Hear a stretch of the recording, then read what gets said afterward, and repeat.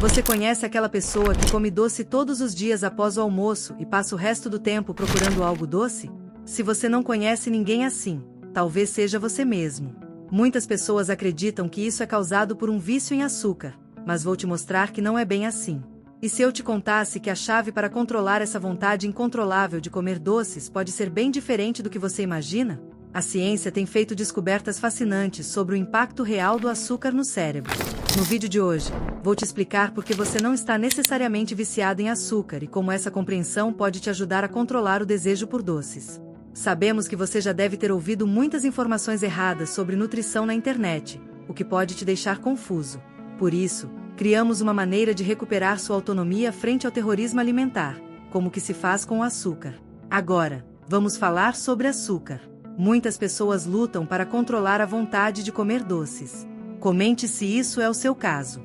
Mas antes, vamos entender o que significa consumir açúcar durante a vida toda. Açúcar pode englobar vários tipos: glicose, amido, frutose, sacarose. Para simplificar, neste vídeo vamos focar na sacarose, o açúcar que adoça seu café e também está presente em frutas, vegetais e alimentos industrializados como chocolates e balas. Para entender se o consumo de sacarose pode criar vício, vou te contar a história de Paulo, um menino de 13 anos cuja dieta é baseada principalmente em açúcar, como acontece com muitas crianças. Desde os 6 meses, Paulo consome alimentos industrializados, e a família não incluía vegetais em sua dieta. Frutas eram adoçadas com açúcar ou leite condensado. Ele cresceu com essa alimentação e já aos 1 ano de idade consumia refrigerante e recebia balas como recompensa. A família achava isso normal, pois todos na família eram criados da mesma forma e nunca houve problemas. Com o tempo, Paulo ganhou peso excessivo e entrou em sobrepeso. A nutricionista sugeriu reduzir o açúcar e os alimentos industrializados, que fazem você comer mais sem perceber. Reduzindo esses alimentos, haveria uma diminuição nas calorias e o peso seria regularizado. Além disso, ela recomendou aumentar o consumo de vegetais para fornecer as vitaminas e minerais necessários. No entanto, essa mudança foi um grande desafio para Paulo. Reduzir o açúcar era como travar uma guerra interna. Comer vegetais era difícil, pois seu paladar estava acostumado apenas ao doce. A família começou a esconder os doces, o que só piorou a situação. Paulo começou a consumir muitos doces escondidos na escola. Agora, pergunto a você: você se identifica com alguma parte da história de Paulo? A dificuldade em reduzir o açúcar pode ser comparada a sintomas de abstinência de drogas. Vamos explorar a fundo se o açúcar realmente vicia. Vício é o uso abusivo e descontrolado de uma substância que causa dependência.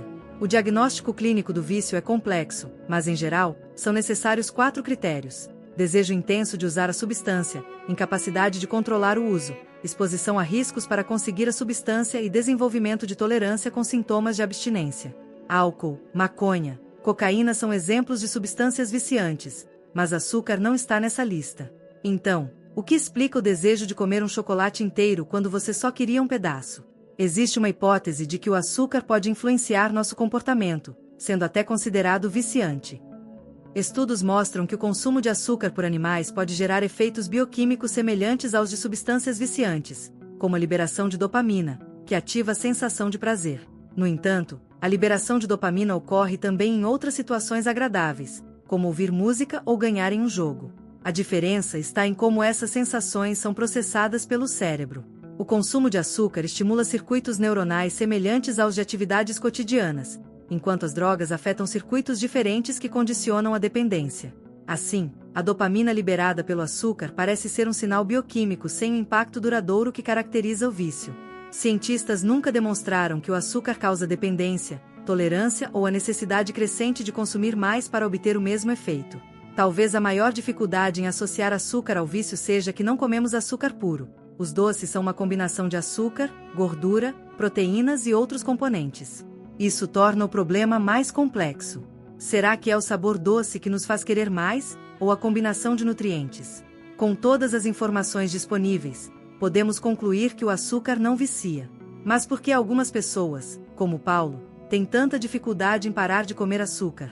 Dê um like se você gostou até aqui, pois agora vou revelar o segredo, baseado na ciência, para parar de comer doces em excesso.